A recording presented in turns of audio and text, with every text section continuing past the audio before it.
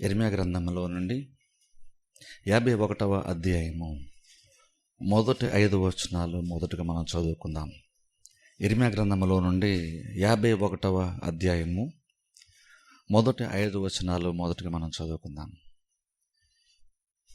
యెహోవా ఇలాగు సెలవిచ్చుచున్నాడు, ఇదిగో నేను బబులోను మీదకిని దానిలో కాపురము చేసి నాకు విరోధముగా లేచిన వారి మీదకిని ప్రచండమైన వాయువును రప్పించెదను. అన్యదేశస్థులను బబులోనుకు పంపుచున్నాను. వారు ఆ దేశమును తూర్పారపట్టి దాని వట్టిదిగా చేయుదురు. ఆపద్దినమున వారు నలుదిక్కుల నుండి దాని మీదకి వచ్చెదరు. విలుకాని మీదకి విలుకాడు విల్లు తొక్కవలెను. కవచము వేసుకుని వారి మీదకిని విల్లు త్రొక్కవలెను. కల్దీయుల దేశములో జనులు హతులై పడినట్లును దాని వీధులలో వారు పొడవుబడి కూలినట్లును యవనులను కొట్టక మానకుడి. దాని సర్వ సైన్యమును బొత్తిగా నిర్మూలము చేయుడి.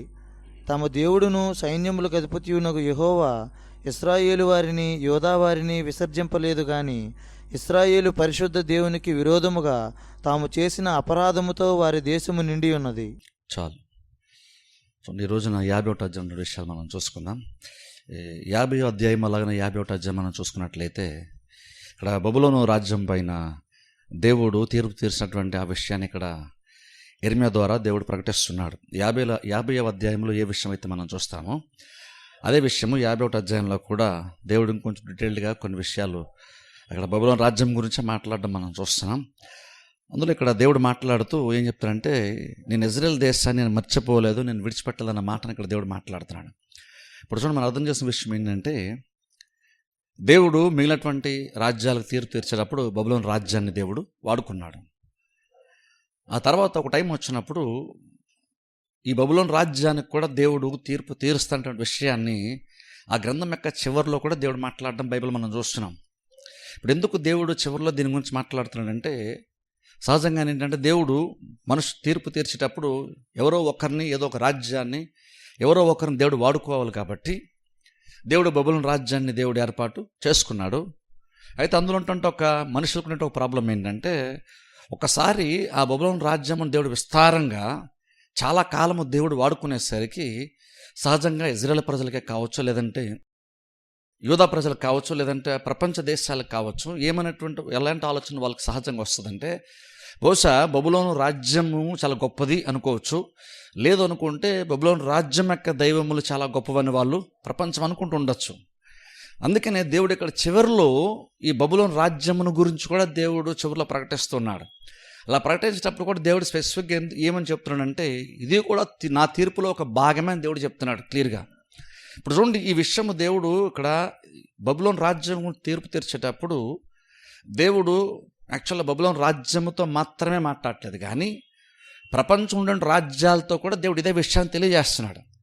అంటే అర్థం ఏంటంటే, మనం గ్రహించాల్సిన విషయం ఒకటి ఏంటంటే, గుర్తుపెట్టుకోవాల్సిన విషయం ఒకటి ఏంటంటే, దేవుడు ఈ విషయము యెర్మీయా ద్వారా ప్రవచించేటప్పుడు ఇది ఇంకప్పటికీ జరిగినటువంటి కార్యము కాదు, ఇంకా చాలా కాలం తర్వాత ఎప్పుడో జరగబోయేటువంటి ఒక కార్యమును దేవుడు ముందుగానే యెర్మీయా ద్వారా దేవుడు ప్రవచిస్తూ వచ్చాడు. సో కాబట్టి ఇప్పుడు ముందుగానే దేవుడు తెలియజేశాడు. కాబట్టి మిగిలినటువంటి రాజ్యాలు ఈ విషయాన్ని వినేటప్పుడు బహుశా వాళ్ళకు కొంతవరకు ఆశ్చర్యము కలగచ్చు. ఎందుకంటే ఇప్పటివరకు ఈ బబులోను రాజ్యమే ప్రపంచ దేశాల్లో అగ్రరాజ్యంలాగా అందరం కూడా భావిస్తున్నాం. ఎందుకంటే ఈ రాజ్యము దేని మీద యుద్ధానికి వెళ్ళినా సరే అక్కడ విజయము వచ్చేస్తుంది, ప్రతి వాళ్ళు ఓడిపోతున్నారు. కాబట్టి బహుశా బబులోను రాజ్యం అనేటువంటిది ప్రస్తుతము ప్రపంచ దేశాల్లో ఒక అగ్రరాజ్యముగా ఉంటుంది అని అందరూ అనుకుంటున్నారు. కానీ సడన్గా దేవుడు ప్రత్యక్షంగా ఏం చెప్తున్నాడంటే, ఆ బబులోను రాజ్యము అలాగ ఉండడానికి గల కారణము బబులోను రాజ్యం గొప్పతనం కాదు, నేను అలా నిర్ణయించి తీర్పు తీరుస్తున్నాను కాబట్టి బబులోను రాజ్యానికి నేను విజయాలిస్తూ వచ్చాను అని మాడుతూ, కావాలంటే ఒకవేళ బబులోను రాజ్యమే గొప్పది అని బహుశా బబులోను రాజ్యం అనుకున్నా, లేదంటే ప్రపంచ దేశాలు అనుకున్నా సరే, దేవుడు ఇక్కడ 50వ అధ్యాయంలో 51వ అధ్యాయంలో ఏం చెప్తున్నాడంటే, కావాలంటే మీరు చూడండి, ఓ టైం వచ్చినప్పుడు ఈ బబులోను రాజ్యము మిగిలినటువంటి దేశాలను నేను తీర్పు తీర్చేటప్పుడు ఎలాగైతే బబులోను రాజ్యాన్ని నేను వాడుకున్నానో, అంతకంటే బలంగా ఈ బబులోను రాజ్యం మీద తీర్పు తీర్చేటప్పుడు నేను వేరే రాజ్యాన్ని వాడుకుంటాను. మిగిలినటువంటి రాజ్యాల పైన బబులోను రాజ్యం యొక్క ఒత్తిడి చాలా బలంగా ఉంది. ఒకప్పుడు మిగిలినటువంటి రాజ్యాలతో చూసుకున్నప్పుడు బబులోను రాజ్యము చాలా బలంగా పనిచేసింది, వారి వ్యతిరేకంగా మిగిలినటువంటి రాజ్యాల వ్యతిరేకంగా చాలా బలంగా పనిచేసింది. ఇప్పుడు దేవుడు ఏం చెప్తాడంటే, ఎంతకైతే బబులోను రాజ్యము మిగిలిన రాజ్యాలపైన ఒత్తిడికి గురి చేసిందో, ఇప్పుడు టైం వచ్చినప్పుడు అంతకంటే ఎక్కువ ఒత్తిడికి బబులోను రాజ్యం గురవుతుందనే విషయాన్ని దేవుడు 50వ అధ్యాయంలో 51వ అధ్యాయంలో దేవుడు ఇక్కడ చెప్తున్నాడు. అంటే ఒక దేవుడు ఏం ప్రూవ్ చేసుకునే ప్రయత్నం చేస్తాడంటే, ఇందులో బబులోను రాజ్యకు గొప్పతనం కానీ బబులోను దైవములకు గొప్పతనం కానీ ఏమి కూడా లేదు, ఇది నేను డిసైడ్ అయ్యాను కాబట్టి నేను దీన్ని జరిగిస్తున్నాను అని అక్కడ దేవుడు మాట్లాడుతూ 2వ వచనంలో అంటున్నాడు. చూడండి, ఆయన అన్య దేశస్తులను బబులోనునకు పంపుచున్నాను. చూడండి, దేవుడు పంపుచున్నాను అంటున్నాడు. వారు ఆ దేశమును తూర్పార పట్టి దాన్ని ఒట్టిదిగా చేయుదురు, ఆపద్దినమున వారు నలుదిక్కుల నుండి దాని మీదకి వచ్చేదారు అని మారుతూ. చూడండి, 5వ వచనం మనం చూస్తే, తమ దేవుడును సైన్యములకు అధిపతి యెహోవా ఇజ్రాయేలు వారిని యూదా వారిని విసర్జింపలేదు, కానీ ఇజ్రాయేలు పరిశుద్ధ దేవుని విరోధముగా తాము చేసిన అపరాధముతో వారి దేశము నిండి ఉన్నది. ఇక్కడ చూడండి, దేవుడు అక్కడ మాటతో తూర్పు ఆరబెట్టుచుని అంటున్నాడు. అంటే ఒక రకంగా చెప్పాలంటే ఎలాగంటే అక్కడ దృష్టాంతంగా దేవుడు మాట్లాడతాం. తూర్పు ఆరబెట్టమంటే అర్థం ఏంటంటే, చూడండి, మామూలు రైతులు ఒక పంటను పండించినప్పుడు సపోజ్ గోధుమలు లాంటివి ఏమన్నా అవి కొట్టలోకి తీసుకుని వెళ్ళే ముందు ఏం చేస్తారంటే అవన్నీ కోత కోసిన తర్వాత ఆ గింజలు మిగిలినటువంటి చెత్త పొట్టు ఉంటుంది చూసారా, గడ్డి, ఇవన్నీ కూడా అవన్నీ వేరు చేయడానికి ఏం చేస్తారంటే కొంచెం గాలిటి వస్తుంది, దాన్ని బట్టి కొంచెం చాట్లాంటి దాంట్లో వేసుకొని పైనుంచి స్లోగా వాటిని వదులుతూ ఉంటే గాలికి పుట్టంతా కూడా ఎగిరిపోద్ది, గింజలేమో అక్కడ పడిపోతుంది. దాన్ని తూర్పార పెట్టడం అంటారు. అలా దేవుడు ఏమన్నా ఇక్కడ నేను అలాగున బబులోను రాజ్యాన్ని కూడా నేను జల్లిస్తానని చెప్తున్నాడు. 4 దిక్కుల నుండి ప్రచండ వాయువు వస్తుందని చెప్తున్నాడు. అంటే ఒక రకంగా చెప్పాలంటే భయంకరమైన తీర్పు దాని మీదకి రాబోతుంది. ఆ తీర్పును బబులోను రాజ్యం తట్టుకొని నిలబడ్డము కష్టమే అని దేవుడు ఇక్కడ చెప్తూ అన్నాడు. ఇంకోటి ఏం చెప్తున్నాడంటే, బహుశా ప్రపంచం లేదు బబులోను రాజ్యం ఏమనుకుంటారంటే, బహుశా నేను ఇజ్రాయెల్ దేశాన్ని వదిలేసానేమో, ఎందుకంటే నేను ఎప్పుడో చాలా కాలం క్రితము ఇజ్రాయెల్ దేశం గురించి, యూదా రాజ్యం గురించి మాట్లాడాను. ఇప్పుడు తర్వాత ప్రపంచ మిగిలినటువంటి రాజ్యాల గురించి నేను మాట్లాడుతూ వచ్చాను కాబట్టి బహుశా ప్రపంచం ఏమనుకుంటుందంటే నేను ఇజ్రాయెల్ దేశాన్ని నేను విడిచిపెట్టే సినిమా అనుకుంటారు. కానీ దేవుడు అన్నాడు, ఇజ్రాయెల్ దేశాన్ని యాక్చువల్గా నేనైతే వదలలేదు, వాళ్ళు యాక్చువల్ నన్ను వదిలేశారు, కానీ నేనైతే యాక్చువల్ ఇంకా వాళ్ళని వదలని దేవుడు చెప్తున్నాడు. ఇప్పుడు చూడండి, అక్కడ కూడా చూడండి, దేవుడు ఒక నిశ్చయితని దేవుడు యాక్చువల్గా ఇజ్రాయెల్ ప్రజలకి ఇస్తున్నాడు. అంటే ఇంకో రకంగా దేవుడు చెప్తాడు, నేను ఇంకనూ ఇజ్రాయెల్ ప్రజలకు నేను దేవుడిని, నేను ఒకప్పుడు ఇజ్రాయెల్ దేశాన్ని వాడుకున్నాను, ఒకప్పుడు ఇజ్రాయెల్ దేశానికి అనుకూలంగా నేను పనిచేశాను ప్రతి కార్యాన్ని. ఇప్పుడు ఇజ్రాయెల్ దేశాన్ని కొంతకాలం నేను పక్కన పెట్టి వేరే రాజ్యములతో పనిచేస్తున్నాను కాబట్టి ఇప్పుడు బహుశా మిగిలినటువంటి రాజ్యాలు ఏమనుకోవచ్చు అంటే ఇజ్రాయెల్ దేశాన్ని నేను వదిలేసానేమో అనుకుంటారేమో.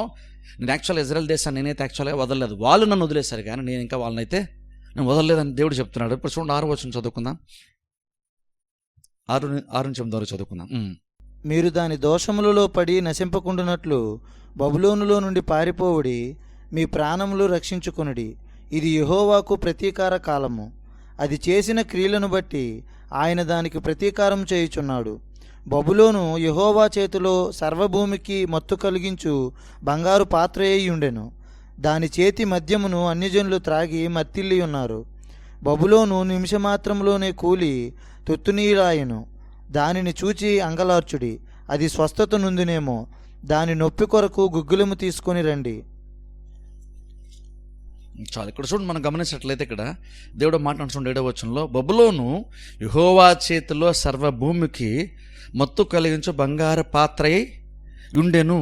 ఇక్కడ గమనించిన ఇక్కడ చూడండి, దేవుడు ఎందుకు ఆ మాట చెప్తున్నాడంటే యెహోవా చేతిలో సర్వభూమికి మత్తు కలిగించు బంగారు పాత్ర ఉండెను. బబులోను రాజ్యం అంటే ఎలా ఉందంటే ప్రపంచం అంతటికి మత్తు కలిగించేటువంటి ఒక బంగారు పాత్రలాగా అప్పటి వరకు బబులోను రాజ్యం ఉందంట.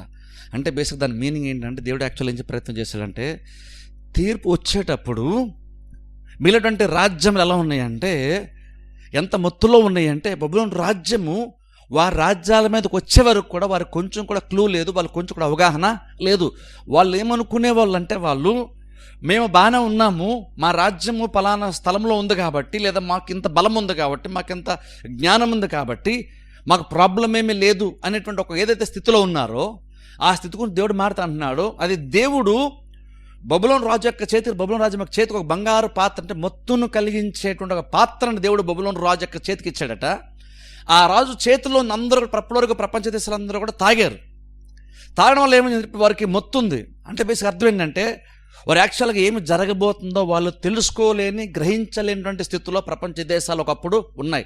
బబులోను రాజు వచ్చినప్పుడు ఏం చేస్తాడో వాళ్ళు తెలియలేదు. అందుకే చూడండి, నువ్వు చెప్పని చూస్తారా, ఈ బబులోను రాజ్యము దేవుడు వాడుకొని తీర్పు తీర్చినప్పుడు కూడా ప్రపంచ దేశాలు వివిధటువంటి రాజ్యాలు ఏమనుకున్నాయంటే మాకు జ్ఞానం ఉంది కాబట్టి మాకు ప్రాబ్లమే లేదు, మేము ఈజీగా జయించగలం, మాకు బలం ఉంది కాబట్టి మాకు ప్రాబ్లం లేదన్నారు, మాకు విల్లెక్కి పెట్టే వాళ్ళు సైన్యం బోల్డ్ మంది ఉన్నారు కాబట్టి మేము ఈజీగా గెలుస్తాం, బబులోను రాజ్యం మనకు వచ్చిన ప్రాబ్లం ఏమీ లేదు అని మిగిలినటువంటి ప్రతి రాజ్యము కూడా బబులోను రాజ్యం దేవుడు యుద్ధం ప్రకటించి వాడుకుంటున్నప్పుడల్లా ప్రపంచంలో ఉండేటువంటి ప్రతి ఒక్క రాజ్యం, అంటే బబులోను ఏ రాజ్యం మీదకైతే వెళ్తూ వస్తుందో ఆ ప్రతి రాజ్యం కూడా ఒక మత్తులో ఉంది. ఏంటో మత్తు అంటే మేము ఈజీగా జయించగలం, బబులోను రాజు వచ్చినా సరే ప్రాబ్లం ఏం లేదు, మేము ఈజీగా గెలుస్తాం, ఎందుకంటే మాకు మా బలం ఎక్కడుంది, మా బలం ఇలా ఉంది కాబట్టి మాకు ప్రాబ్లమే లేదు అని వాళ్ళు అనుకుంటున్నారు. చూసారా, దాన్ని దేవుడు అంటున్నాడు అలా ప్రపంచ దేశాలు అలా అనుకోని మొత్తుకొని ఉండడానికి కారణం నేను యాక్చువల్గా.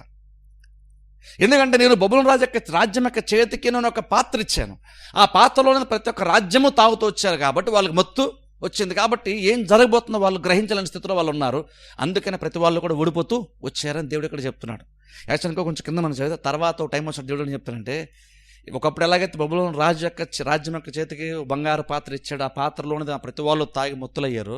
అలా దేవుడు అంటాడు, ఓ టైం వచ్చిన బబులోను రాజ్యం కూడా అలాగని మొత్తుగా ఒక టైం వచ్చినప్పుడు ఉంటుంది. తర్వాత వచ్చిన వాళ్ళ కింద దేవుడు అది కూడా చెప్తాడు. అంటే రకంగా దేవుడు ఏం చెప్తాడంటే, ఏం జరగబోతుంది యాక్చువల్గా వాళ్ళకి తెలియనటువంటి స్థితిలో వాళ్ళు ఉంటారు.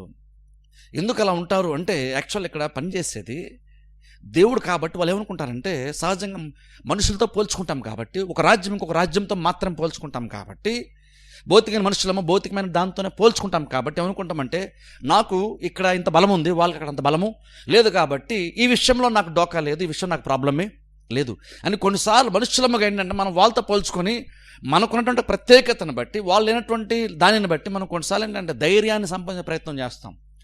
కానీ ఇష్టం తెలుసు, ఒకసారి దేవుడు ఇన్వాల్వ్ అయినప్పుడు నువ్వెంత బలవంతుడైనా సరే నీకు ఒక మొత్తు వస్తుంది, నువ్వెంత జ్ఞానవంతుడైనా సరే నీకు ఒక మొత్తు ఖచ్చితంగా వస్తుంది. అలా ఇక్కడ దేవుడు బబులోను రాజ్యం ద్వారా ఒకప్పుడు ప్రపంచంతో కూడా మొత్తు వచ్చిందని చెప్పేసి చెప్తూ ఉన్నాడు. ఇంకొంచెం కింద చదువుకుందాం, చూడండి 11 వచనం చదువుకుందాం. బాణములు చికిలి చేయుడి, కేడెములు పట్టుకొనుడి.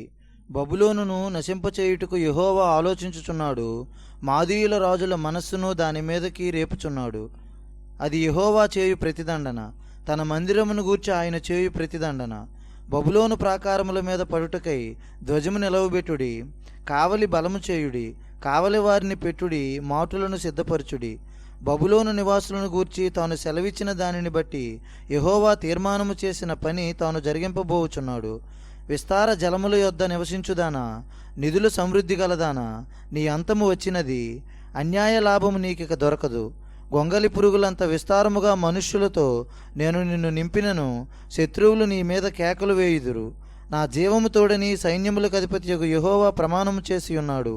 ఆయన తన బలము చేత భూమిని సృష్టించెను, తన జ్ఞానము చేత ప్రపంచమును స్థాపించెను, తన ప్రజ్ఞ చేత ఆకాశమును విశాలపరిచెను. చాలు చూడండి, ఇక్కడ చూడండి, మనం ఇక్కడ చూస్తే ఇక్కడ చూడండి 12 వచ్చిన అక్కడ దేవుడు మాటతో ఒక మాట అన్నాడు చూడండి, అది నేను ఎక్స్ప్లెయిన్ చేస్తాను. యాక్చువల్ ఇక్కడ ఫస్ట్ 11 వచ్చిన 2 లైన్లు 3 లైన్ చూస్తే 2 లైన్ చూస్తే, బబులోను నశింపజేయుటకు యెహోవా ఆలోచించుచున్నాడు, మాదీయుల రాజుల మనస్సును దాని మీదకి రేపుచున్నాడు. అది యెహోవా చేయు ప్రతిదండన, తన మందిరమును గూర్చి ఆయన చేయు ప్రతిదండ. ఇక్కడ చూడండి, దేవుడు ఇక్కడ అంటున్నాడు మాదీయుల రాజును ప్రేరేపిస్తా అంటున్నాడు.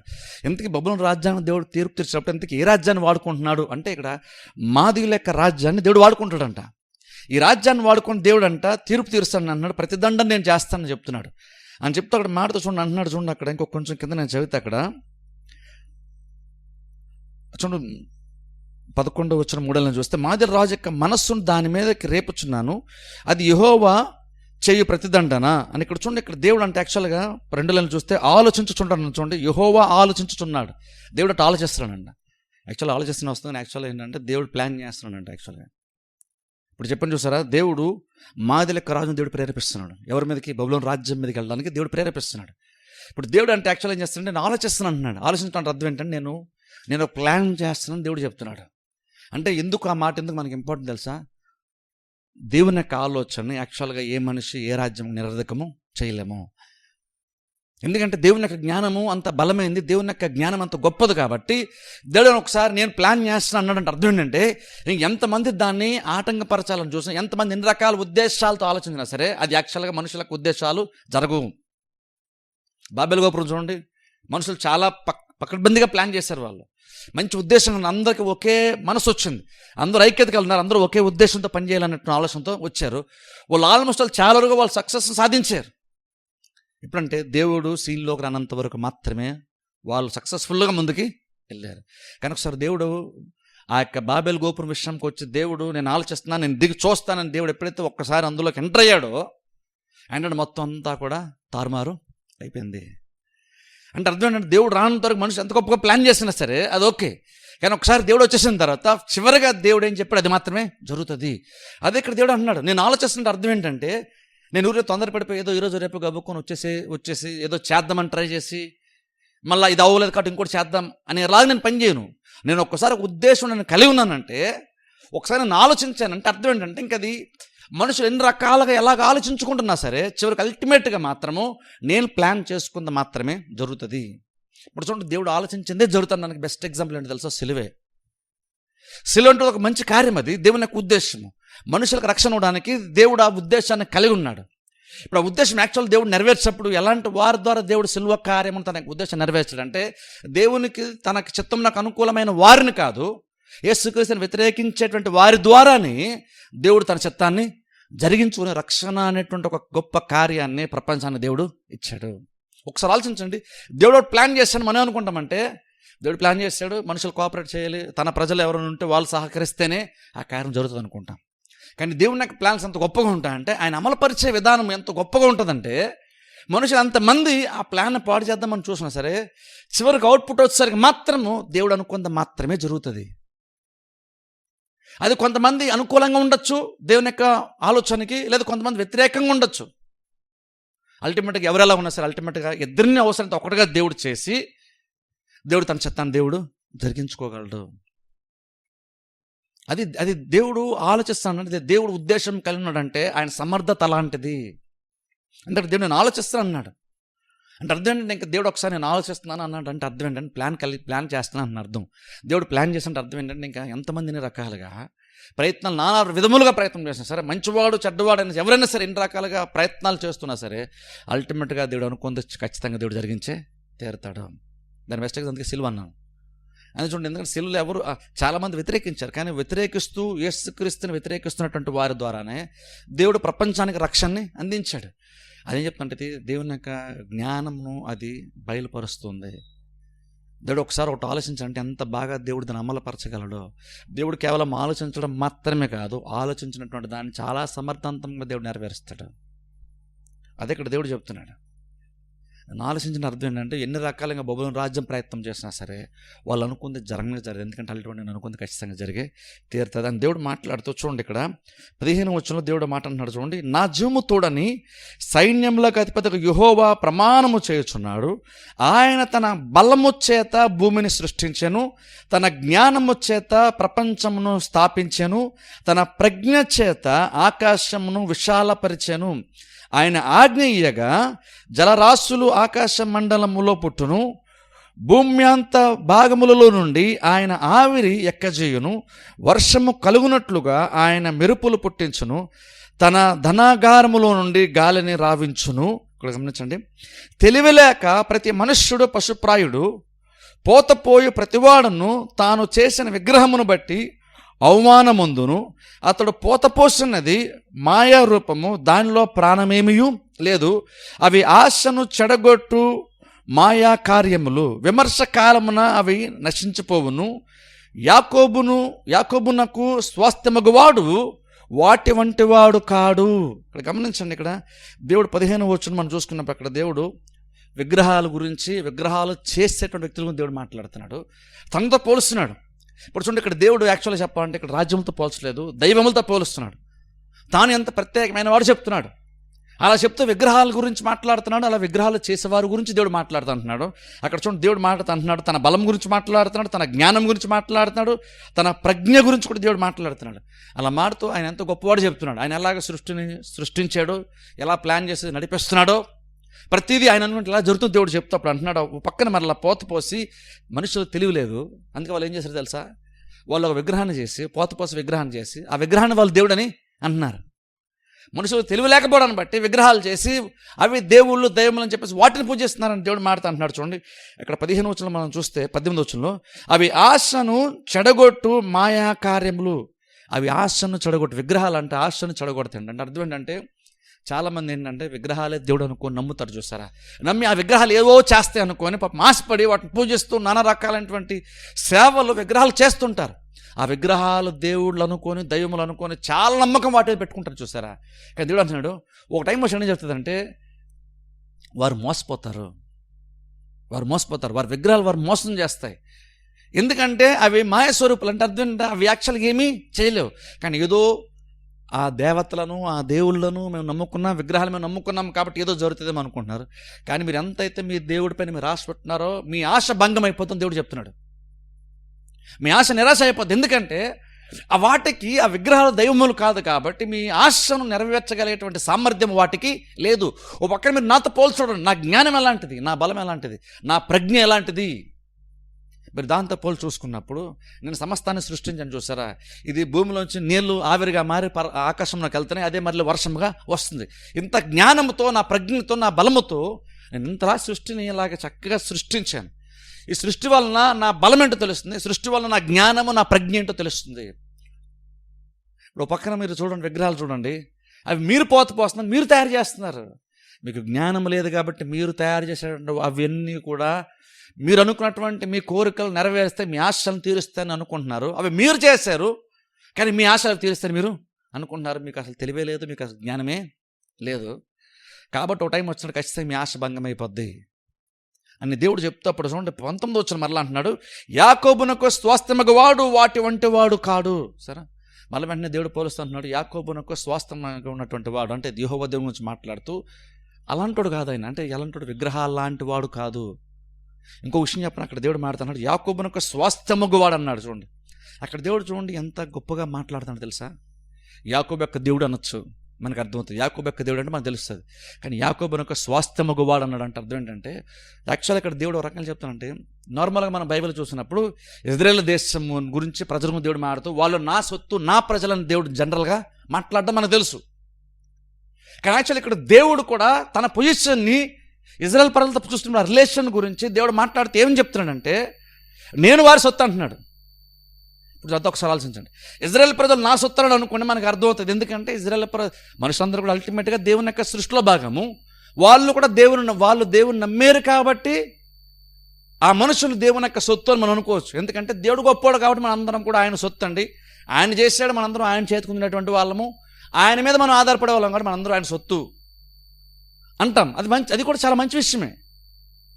కానీ ఇది అంతకంటే గొప్పగా స్వయంగా మనమండం కాదు, దేవుడే మాట అంటున్నాడు. ఏంటి ఆ మాట తెలుసా అంటున్నాడు, నేను వారికి స్వాస్థ్యము అంటే అర్థం ఏంటంటే నేను వారి సొత్తు అని దేవుడు చెప్తున్నాడు. నేను వారి యొక్క సొత్తుని అంటే అక్కడ దేవుడు ఎంతగా ఇజ్రాయేల్ దేశమును తనదిగా చేస్తున్నాడు. చూడండి ఒకసారి ఈ యెహోవా దేవుడు ఎంతగా దేవుడయ్యుండి కూడా సృష్టి అంతా చేసినటువంటి అయ్యుండి కూడా ఇంకను ఇజ్రాయేల్ దేశాన్ని చూస్తున్నప్పుడు నేను వారి సొత్తు అంటున్నాడు దేవుడు. అంటే ఒక రకంగా నేను వాళ్ళకి అంత పర్సనల్ అంటున్నాడు దేవుడు. ఒక రకంగా చెప్పాలంటే దేవుడు ఏమంటే నేను వారి సొత్తు అంటున్నాడు. ఒక రకంగా చెప్పాలంటే వారికి నేను సొంతమైనటువంటి వాడిని అని దేవుడు చెప్పుకుంటున్నాడు. దేవుడు ఒకసారి ఆలోచించండి, నిజంగా ఇజ్రాయేల్ దేశం పట్ల దేవునికి ఎంత ప్రేమ ఉందో, ఎంత ఆప్యాయత ఉందో ఒకసారి ఆలోచించండి.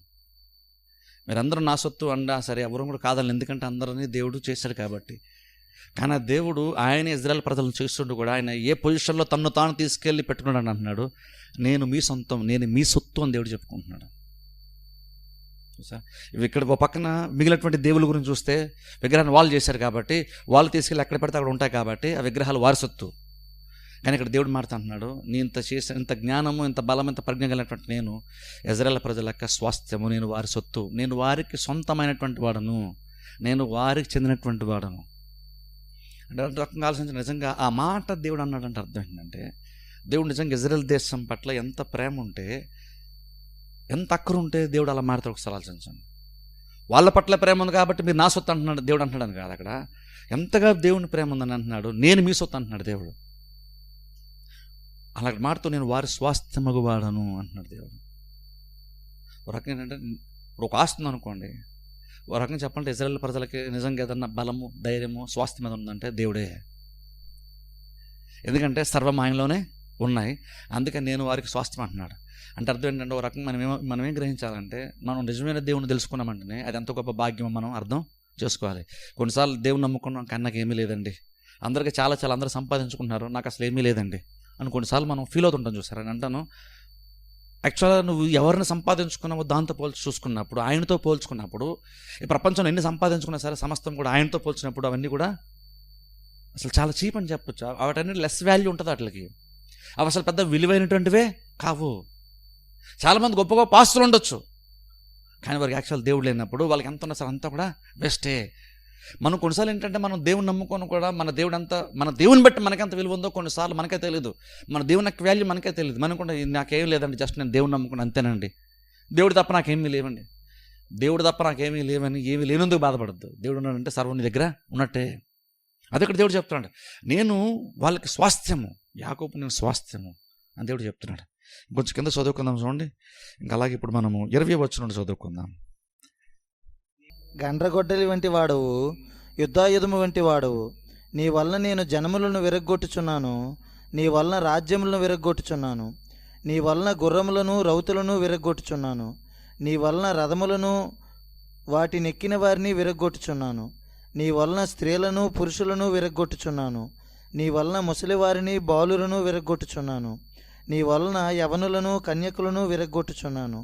నీ వలన గొర్రెల కాపురులను వారి గొర్రెల మందలను విరగగొట్టుచున్నాను. నీ వలన దున్నువారిని వారి దుక్కిటెద్దులను విరగ్గొట్టుచున్నాను. నీ వలన ఏలికలను అధిపతులను విరగ్గొట్టుచున్నాను. బబులోనును కల్దీయుల దేశ నివాసులను మీ కన్నుల ఎదుట సియోనులో చేసిన కీడంతటికి నేను వారికి ప్రతీకారము చేయుచున్నాను. ఇదే యెహోవా వాక్కు. సర్వభూమిని నశింపజేయు నాశన పర్వతమా, నేను నీకు విరోధిని. ఇదే యెహోవా వాక్కు. చాలా ఇక్కడ చూడండి, దేవుడు మాట తెరవచ్చు అంటున్నాడు, సర్వభూమిని నశింపచేయు నాశన పర్వతమా, నేను నీకు విరోధిని. చూడండి కొంచెం 20 వచ్చిన మన చేత అక్కడ చూడండి, దేవుడు నీ వలన నీ వలన నీ వలన మాట స్టార్టింగ్లో మనం చూస్తున్నాం ప్రతి లైన్లో కూడా. అంటే ఒక దేవుడు బబులోను రాజ్యానికి ఏం చెప్తానంటే, నేను నీ ద్వారా నేను ఈ కార్యాలన్నీ కూడా చేసింది నేనే, కానీ నీ ద్వారా నేను వీళ్ళు నాశనం చేశాను, వీళ్ళ ద్వారా నేను దీన్ని పాడు చేశాను, నేను నీ వలన నేను వారికి తీర్పు తీర్చాను. నేను మిగిలినటువంటి కార్యములు చేసేటప్పుడు నేను నిన్ను వాడుకున్నాను. ఒక నాశన పర్వతంలాగా నాశనం చేయడానికి నేను నిన్ను వాడుకున్నానని దేవుడు చెప్తున్నాడు. ప్రతి రాజ్యానికి బుద్ధి చెప్పడానికి, ప్రతి రాజ్యం మీద తీర్పు తీర్చడానికి నేను నిన్ను వాడుకున్నాను అని దేవుడు ఇక్కడ ఎంతగా వాడుకున్నాడు. నీ వలన చెప్తున్నాడు. అవన్నీ ఎందుకు చెప్పంటే, అవన్నీ మాట్లాడిన తర్వాత చివరి దేవుడు అంటున్నాడు ఇలా, అక్కడ చూడండి 25 వచ్చిన అంటున్నాడు, సర్వభూమిని నశింపచేయు నాశన పర్వతమా అంటే బబులోను గురించి మాట్లాడుతూ ఇప్పుడు అన్నాడు, ఇప్పుడు నేను నీకు విరోధిని. సరే, నీ వలన అంటే నీ వలన అంటే బేస్ కాదు, నేను నీ ద్వారా నేను ఈ కార్యాలన్నీ కూడా చేశాను. నీ ద్వారా నీ వలన చేశాను దేవుడు చెప్తున్నాడు. అంతా నేను నీ ద్వారా చేశాను కాబట్టి ఇప్పుడు బహుశా నువ్వు కానీ ప్రపంచం ఏమనుకోవచ్చు అంటే, ఓహో అయితే నేను పూర్తిగా నేను పర్మనెంట్గా వాడుకుంటున్నాను, ఇంక నీ ద్వారా ప్రతి కార్యం చేస్తాను అనుకుంటున్నాయేమో. కానీ నీ ద్వారా ప్రతి దాన్ని కూడా నాశనం చేసిన నాశన పర్వతం, నువ్వు పర్వతంలా గొప్పగా కనబడ్డావు, నువ్వు ఎక్కడికి వెళ్తే అక్కడ వినాశనము నాశనం జరుగుతొచ్చింది కాబట్టి బహుశా ప్రపంచంగా నువ్వునేమనుకుంటావు అంటే, ఇంక నీకు తిరిగా లేదని నువ్వు అనుకుంటావు. కానీ దేవుడు అంటున్నాడు, నాశనం చేసిన పర్వతమా, వినాశన పర్వతమా, ఇప్పుడు నేను నీకు ఇప్పుడు విరోధిని. సరే, నీతో నేను చాలా కార్యాలు చేయించాను కాబట్టి నువ్వు తప్పించుకుంటావు అనుకుంటున్నాయేమో. నీతో నేను చాలా కార్యాలు చేయించాను కాబట్టి నీకు తిరిగి ఉండదు అనుకుంటున్నాయేమో, లేదా నీ టైం రాదనుకుంటున్నాయేమో. కానీ యాక్చువల్ దేవుడు అంటున్నాడు, ఇప్పుడు నేను నీకు విరోధం అంటే అర్థం ఏంటంటే, ఇప్పటివరకు నేను వాడుకున్నాను కాబట్టి నేను అనుకోవచ్చు అంటే ఇప్పుడు నీకు టైం బాగుంది, అన్నీ నీకు అనుకూలంగా ప్రతిదీ జరుగుతుంది, నువ్వు ఎక్కడికి వెళ్ళిన యుద్ధంలో గెలుపు వస్తుంది నీకు అనుకుంటున్నామో. కానీ ఇప్పుడు నీకు బ్యాడ్ టైం వస్తుంది, ఎందుకంటే ఇప్పుడు నేను నీకు విరోధిని. అక్కడ దేవుడు ఎవరో మాదీలు ఇంకెవరో విరోధులు అని దేవుడు చెప్పలేదు. అక్కడ యాక్చువల్గా నేను విరోధంగా ఇప్పుడు నేను పనిచేస్తాను. నీతో ఇంతకాలం నేను చేయించాను, కానీ ఇప్పుడు నేనే నీకు విరోధం కాబట్టి ఇప్పటివరకు నీకు ఏకదాటిగా నీకు డోకా లేకుండా ప్రతి విజయం దక్కుతుంది. నువ్వు యుద్ధం చేసిన ప్రతిసారి నీకు విజయం వచ్చింది. కానీ ఇప్పుడు గుర్తుపెట్టుకో, దేవుడు అంటున్నాడు, నీతో నేను ప్రతి కార్యం చేయించాను. నువ్వు ఆ రాజ్యం మీద ఈ రాజ్యం మీద నువ్వు వాళ్ళ మీద వీళ్ళ మీద గెలిచినప్పుడు నన్ను బట్టి నువ్వు గెలిచావు, నీ ద్వారా నేను ఆ కార్యాలని చేశాను. కానీ ఇప్పుడు నీకు బ్యాడ్ టైం స్టార్ట్ అయింది. ఇప్పుడు నేను నీకు విరోధంగా పనిచేస్తాను కాబట్టి ఇప్పుడు నీకు అనేకమైన కార్యాలు విరోధంగా పనిచేస్తాయి. ఇప్పుడు నువ్వు చెడును అనుభవించాల్సిన పరిస్థితి నీకు వస్తే ఇప్పుడు నీకు తీర్పు తీర్చబడుతుందని దేవుడు చెప్తున్నాడు. ఇంకొంచెం కింద చదువుకుందాం, 30వ వచనం చదువుకుందాం, లేదంటే 33వ వచనం చదవండి. 33వ వచనం, ఇశ్రాయేలు దేవుడును సైన్యములకు అధిపతియునగు యెహోవా ఇలాగు సెలవిచ్చుచున్నాడు, బబులోను పురము చదరము చేయబడిన కళ్ళము వలె ఆయను, ఇంకా కొంతసేపటికి దానికి కోతకాలము వచ్చును. చాలా ఇక్కడ 33 వచ్చిన దేవుడు అంటున్నాడు అక్కడ, ఇజ్రాయేలు దేవుడును సైన్యములపతి యెహోవా ఇలాగ సెలవుచున్నాడు, బబులోను పురము చదరము చేయబడిన కళ్ళము వలె ఆయను, ఇంకా కొంతసేపటికి దానికి కోతకాలము వచ్చును. ఇక్కడ చూడండి దేవుడు అంటున్నాడు, చూడండి అక్కడ బబులోను రాజ్యం గురించి మాట్లాడుతున్నాడు, చదరము చేయబడిన కళ్ళము వలె. చదరము చేయబడిన కళ్ళం అంటే యాక్చువల్ దృష్టాంతంగా దేవుడు మాట్లాడుతున్నాడు. బేస్ దాని మీనింగ్ ఏంటంటే, చూడండి ధాన్యాన్ని వాళ్ళు రెడీ చేసేటప్పుడు యాక్చువల్ ఏం చేస్తారంటే, బహుశా పొట్టిన దాన్ని వేరు చేయడానికి ఏం చేస్తారంటే, వాళ్ళు వడ్లు లాంటి ఏమైనా సంథింగ్ చేసేటప్పుడు ఏం చేస్తారంటే, చూడండి పాత రోజుల్లో చూడండి, ఎద్దును కట్టి 2 రాళ్ళ మధ్యన గింజలు అలాంటి వేసి ఎద్దు ఇలా తిరుగుతూ ఉంటాయి, అవన్నీ కూడా గింజలన్నీ కూడా రెడీ అవుతూ ఉంటాయి చూసారా, అటు వరకు ప్రెస్ చేస్తున్నట్టుగా. అలాగే ఇక్కడ బబులోను రాజ్యమును దేవుడిని అలాగే ఇప్పుడు అణిచివేస్తాను దేవుడు చెప్తున్నాడు. దాని అవుట్పుట్ ఏంటి, దాని రిజల్ట్ ఏంటి అంటే దానివల్ల ఏంటంటే పంట రెడీ అవుతుంది, గింజలు రెడీ అవుతాయంట. అంటే రకంగా దేవుడు అలా ఎందుకు చెప్తున్నాడు, ఇప్పుడు ప్రస్తుతానికి ఇది అందులో ఉంది, అది ఒక గ్రైండింగ్ ప్రాసెస్లో అది ఉంది, కానీ టైం వచ్చినప్పుడు కోతకాలం దానికి పంట దాని చేతికి వస్తుంది అని దేవుడు చెప్తున్నాడు. అని బేసి అర్థం, ఇప్పుడు నేను ఈ బబులోను రాజ్యం కూడా నేను తీర్పు తీర్చబోతున్నాను, అది కూడా ఇప్పుడు అణద్రొక్కబడుతుంది, అది కూడా అణిచివేయబడుతుంది. ఓ టైం వచ్చినప్పుడు రిజల్ట్ ఏంటంటే పంట చేతికి ఓ రకంగా వస్తుంది. అండ్ దాని రిజల్ట్ ఏంటో ఓ రకం పంట చేతి రావడం అర్థం ఏంటంటే, నేను వీళ్ళు తీర్పు తీర్చడం ద్వారా ఇజ్రాయెల్ ప్రజలకు నేను న్యాయము చేస్తాను. అది బేసిక్గా. ఇప్పుడు ఎందుకంటే ఇజ్రాయెల్ ప్రజలను ఈ బబులోను రాజు వెళ్ళి ఇజ్రాయెల్ ప్రజలు అణిచివేశారు చూసారా. ఇప్పుడు దాని యొక్క రిజల్ట్ ఎలా రావాలి, దానివల్ల దేవుడు తీర్పు తెచ్చాడు ఇజ్రాయెల్ దేశం, కరెక్టే. మరి ఇప్పుడు బబులోను రాజు చేసినటువంటి అతిక్రమాన్ని బట్టి, పాపాన్ని బట్టి వారు కూడా తీర్పు తెచ్చబడాలి కదా. వాళ్ళకి దేవుడు తీర్పు తెచ్చే టైంలో అంటున్నాడు, వాళ్ళు తీర్పు తీరుస్తూ ఉన్నటువంటి ప్రాసెస్లో చివరికి ఏం జరుగుతుంటే ఇజ్రాయెల్ ప్రజలకు న్యాయం జరుగుతుంది. ఇజ్రాయెల్ ప్రజలు నంచివేస్తాడు కాబట్టి వీడిని నంచివేస్తాను అని కాదు. దేవుని యొక్క న్యాయ తీర్పు ఎలా పనిచేస్తుంది అంటే, వాడు నేను నంచివేశాడు కాబట్టి ఇప్పుడు నేను కూడా వాడిని నంచివేస్తాను అంత మాత్రమే కాదు. అలా నంచివేయడం మాత్రమే కాకుండా దేవుని యొక్క తీర్పులు ఎంత గొప్పతనం ఉంటుందంటే, ఇక్కడ న్యాయం చేస్తాడు దేవుడు. ఏంట న్యాయం అంటే, ఇప్పుడు కేవలము వాళ్ళు అన్నదొరకారు కాబట్టి నేను కూడా ఇప్పుడు వాళ్ళు అన్నదొరుకుతానని మాత్రం కాదు, కానీ అన్నదొరకపోయినటువంటి వారు ముందుగా అన్నదొరకపోయిన ఇజ్రాయేల్ దేశమునకు ఇప్పుడు మంచి రోజులు త్వరలో రాబోతున్నాయి. అలా దేవుడు రకంగా ఏం చేస్తాడంటే, బొబ్బలను తీర్పు తీర్చున్నారంటాడు. వీళ్ళు తీర్పు తీర్చడానికి కారణం ఏంటంటే, వీళ్ళు తీర్పు తీర్చడం ద్వారా వీళ్ళు నంచివేసి ఇజ్రాయెల్ ప్రజలు నంచివేస్తారు కాబట్టి ఇప్పుడు వాళ్ళకి నేను మంచి రోజులు వాళ్ళకి నేను తీసుకొస్తాను, వాళ్ళు ఇప్పుడు వర్ధిల్లుతారు, ఆ దేశం మళ్ళా పరిస్థితులు బెటర్గా మారుతాయని ఇక్కడ దేవుడు చెప్తున్నాడు. ఇంకొంచెం కింద చదువుకుందాం, 36 వచనం చదవండి. యెహోవా ఇలాగు సెలవిచ్చుచున్నాడు, ఆలకించుము, నీ వ్యాజ్యమును నేను జరిగించుదును, నీ నిమిత్తము నేనే పగ తీర్చుకొందును, దాని సముద్రమును నేను ఎండగట్టుదును, దాని ఓటను ఇంకిపోజేయుదును.